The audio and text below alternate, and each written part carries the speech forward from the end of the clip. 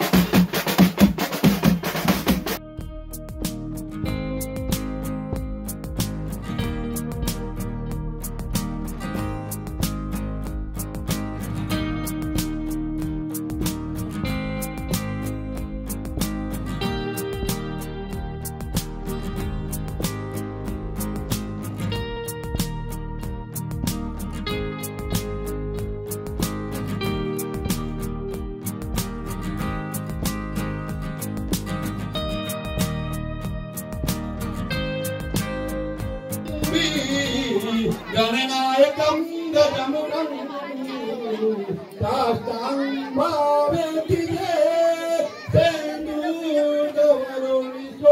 वरवरी गुरुवा पुरांचे पुरे माझे चित्तविरे मनोरथ पुरे देखो चिंता हरे गोसावी सुतगतिरेव कवी पुरे श्यामोरे आत्मरे सुमंगला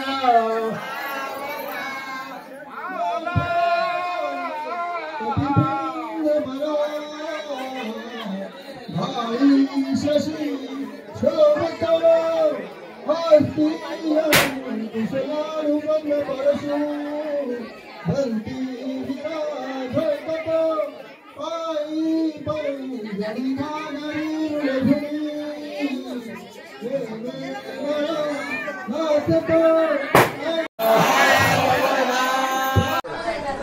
समर्थ सेवा मंडळ महिलांचा आमचा पण आमचा ह्या प्रोग्रामला सगळा आमच्या महिला मंडळाचा सगळ्यांचा सहकार असतो। त्याला सगळे आमचे प्रोग्राम व्यवस्थित आनंदात होतात इथे।